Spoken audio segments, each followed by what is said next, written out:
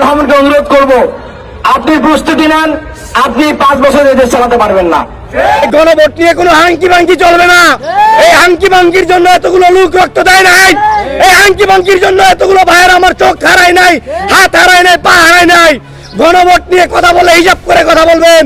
এখন তো সংসদে বসে কথা বলতে পারেন, গণভোটকে যদি অস্বীকার করেন সংসদে ঢুকতে দেব না বলে দিলাম। যারা সরকার গঠন করেছে তারা নিজেদেরকে সর্বে ভাবছে, তারা 42% ভোট পেয়েছে। গণভোট নিয়ে নানা টালবাহানা চলমান রয়েছে। সংসদে কথা বলে যাচ্ছি, সংসদে যদি সুরাহা না হয় আমরা রাজপথের জন্য প্রস্তুতি নিচ্ছি।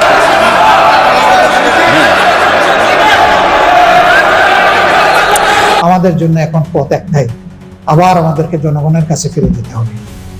যে জনগণ আমাদেরকে এই রায় দিয়েছিল, আমরা এখন সেই জনগণের কাছেই ফিরে যাব ইনশাআল্লাহ। তারেক রহমান সাহেব, আপনি প্রস্তুতি নেন, 5 বছর ক্ষমতায় থাকতে পারবেন না। যেভাবে আপনার নেতাকর্মীরা আপনাকে চতুর্দিক থেকে চাপড়ে ধরছে, যে কোনো সময় আপনার ক্ষমতার মসনদ ভেঙে যেতে পারে। যেই ছাত্র জনতারা, যেই সাধারণ মানুষ রাজপথে এসে নিজের জীবন দিতে জানে, সেই মানুষ কখনো কোনো দেশের স্বৈর শাসন মেনে নেবে না। অতএব এক স্বৈরাচারকে তো বিদায় করেছি, দ্বিতীয় স্বৈরাচারকে বিদায় করার জন্য আমরা প্রস্তুতি গ্রহণ করছি। এমনই বক্তব্য দিচ্ছিলেন সমন্বয়কের এক অংশ। তবে এ সকল বক্তব্য সোশ্যাল মিডিয়াতে প্রচুর সাড়া ফেলেছে। হাসনাত আব্দুল্লাহ, সার্জিজ আলম ও অনেক সমন্বয়করা ইতিমধ্যেই আন্দোলনের ঘোষণাও দিয়েছেন। বিস্তারিত দেখুন। তারেক রহমানকে অনুরোধ করব, আপনি প্রস্তুতি নেন, আপনি 5 বছর দেশ চালাতে পারবেন না। মনে রাখবেন, এই প্রজন্ম যে তৈরি হয়েছে, জীবন দিয়ে রক্ত দিয়ে বারবার প্রমাণ করেছে, তারা আগামী দিনে এদেশে কোনো ভারতের দালাল এবং কোনো লোকপ্রতিবাদকে আর জায়গা দেওয়া হবে না। ভোট নিয়ে কোনো হাঙ্কি ভাঙ্কি চলবে না। এই হাঙ্কি ভাঙ্কির জন্য এতগুলো লোক রক্ত দেয় নাই। এই হাঙ্কি ভাঙ্কির জন্য এতগুলো ভাইয়ের আমার চোখ হারায় নাই, হাত হারায় নাই, পা হারায় নাই। গণভোট নিয়ে কথা বলে হিসাব করে কথা বলবেন। এখন তো সংসদে বসে কথা বলতে পারেন, গণভোটকে যদি অস্বীকার করেন সংসদে ঢুকতে দেব না বলে দিলাম। বর্তমানে এই সংবিধান নিয়ে যে নাটক চলছে, এই সংবিধান নিয়ে নাটক বন্ধ করতে আহ্বান জানাবো। একই সাথে আমরা বলবো, আপনারা যে এই জুলাই গণভোটকে প্রত্যাখ্যান করছেন, যেখানে সারা বাংলাদেশের মানুষ 69.7% গণভোটে হ্যাঁ ভোটের পক্ষে ভোট দিয়েছেন। আপনাদের বর্তমান প্রধানমন্ত্রী জনাব তারেক রহমান, আপনি নিজের মুখে বলেছেন আপনারা 2টা ভোট দিবেন। কয়টা ভোট? 2টা ভোট। প্রথম ভোট হবে হ্যাঁ এবং না। এখানে রঙিন ব্যালট পেপার থাকবে। আপনি স্পষ্ট বলেছেন আপনারা অবশ্যই হ্যাঁ পক্ষে ভোট দিবেন। তার পরবর্তীতে জাতীয় নির্বাচনের যে ভোট হবে, সেখানে আপনাদের প্রার্থী অনুযায়ী আপনারা অবশ্যই আপনাদের নির্দিষ্ট মার্কায় ভোট দিবেন।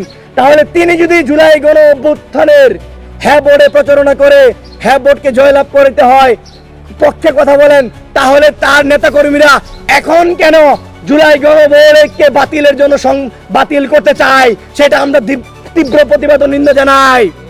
একই সাথে আমরা বলি, আপনারা যারা চুদলিং পং উল্টাপাল্টা কথাবার্তা বলেন, এই প্রত্যেকটারে বলে দিয়েছি, গণভোটের বিপক্ষে যারা অবস্থান নেবেন প্রত্যেকটারে ধরে ধরে শাহবাগের মুড়ে ঝুলায় পিটাবো বলে দিলাম।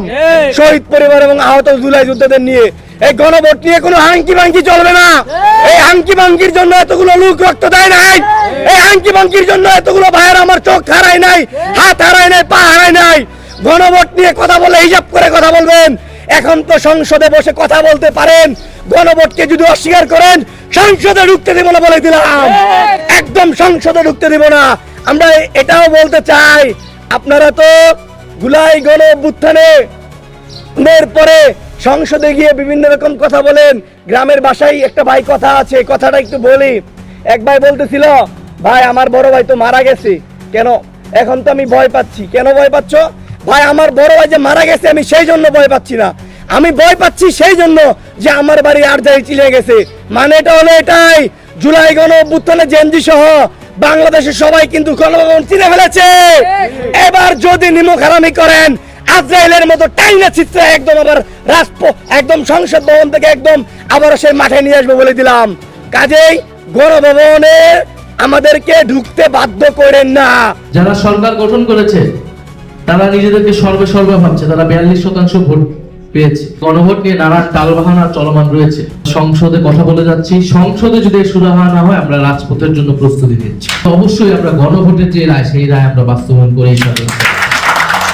কারণ বাংলাদেশকে আমরা আর পিছনের দিকে যেতে দিব না। সব দেশে সম্ভব না হলেও সোশ্যাল মিডিয়ার মাধ্যমে আপনারা প্রচার করতে পারবেন। যে সকল দেশে সম্ভব আছে সেই সকল দেশে আপনারা এই ফ্যাসিস্টদের বিরুদ্ধে প্রচারণা, বৈশ্বিক জনমতটা আপনাদেরকে জারি রাখতে হবে। এবং পাশাপাশি দেশে যে এখন কিন্তু সোশ্যাল মিডিয়ার বিশাল একটা ভূমিকা রয়েছে যে কোনো জনমত তৈরিতে, এবং দেশে যে সংস্কার এবং বিচারের জন্য যে আমরা লড়াই করে যাচ্ছি, সেখানে আপনারা ভূমিকা পালন করতে পারেন আপনাদের জনমতের মাধ্যমে, গঠনের মাধ্যমে। জুলাই সংস্কার সনদ অনুযায়ী যেই আপনারা জানেন গণভোট হয়েছে, সে গণভোট নিয়ে নানা টালবাহানা চলমান রয়েছে। এবং বিরোধী দল জামাত ইসলামী, এনসিপি সহ যারা রয়েছেন, আমরা সংসদে কথা বলে যাচ্ছি। সংসদে যদি সুরাহা না হয় আমরা রাজপথের জন্য প্রস্তুতি নিচ্ছি। গণভোটের প্রশ্নে যারা সরকার গঠন করেছে তারা নিজেদেরকে সর্বে ভাবছে, তারা 42% ভোট পেয়েছে, অথচ 70% ভোট কিন্তু গণভোটে জনগণ হ্যাঁ পক্ষে দিয়েছে। 200-র বেশি সার্ভিস ও ফিচারে লেনদেনের সব বিকাশ অ্যাপে সম্ভব। তারা 42% ভোট পেয়ে 70% ভোটকে অবহেলা করছে। এবং আপনারা যারা প্রবাসী ছিলেন, আপনারা সবাই হ্যাঁ পক্ষে ভোট দিয়ে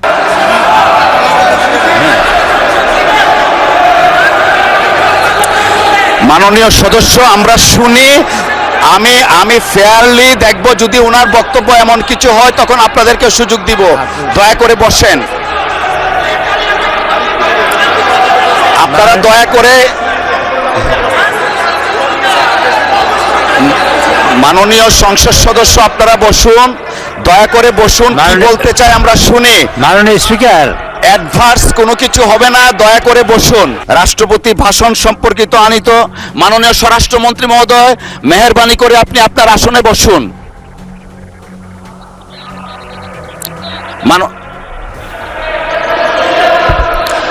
মাননীয় স্বরাষ্ট্রমন্ত্রী মহোদয়, আপনি আপনার আসনে মেহেরবানি করে বসুন। মেহেরবানি করে বসুন আপনি।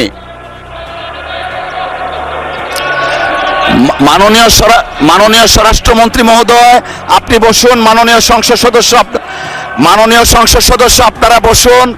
The matter already been decided, এবং আমি একটা সময় নির্ধারণ করে ছাত্রদের রক্ত মাখা রাজপথে এসে ছাত্রদের রক্তের উপরে দাঁড়িয়ে ছাত্রদের, যে সকল ছাত্ররা জীবন হারিয়েছে, যে সকল আন্দোলনকারীরা রক্ত দিয়েছে, তাদের রক্তের সাথে গাদ্দারি করে কেউ বেশি দিন ক্ষমতায় টিকে থাকতে পারবে না, এমন বক্তব্য এখন সোশ্যাল মিডিয়াতে ঘুরপাক খাচ্ছে বারংবার। তাহলে কি তারেক রহমানের নেতৃত্বে বিএনপি নতুন স্বৈরাচারী হয়ে উঠতে চাচ্ছে? দর্শক, এতক্ষণ পর্যন্ত আপনারা যা দেখলেন, আপনাদের মতামত অবশ্যই জানাবেন কমেন্টস বক্সে। হাসনাত আব্দুল্লাহ, সার্জিস আলম ও নাহিদ সহ যারা আছেন তারা আবারও রাজপথে নামার ঘোষণা দিচ্ছেন। এটিতে তারা কতটুকু সফলকাম হতে পারবে সেটিও অবশ্যই জানাবেন কমেন্টস বক্সে। আর এরকম নিত্য নতুন ভিডিও পেতে অবশ্যই চ্যানেলটিকে সাবস্ক্রাইব করে পাশে রাখা বেল বাটনটি অন করে দিবেন, তাহলে প্রত্যেক মুহূর্তের আপডেট নিউজগুলো পৌঁছে যাবে আপনাদের কাছে। আজকের মতো এখানে বিদায় নিচ্ছি, দেখা হবে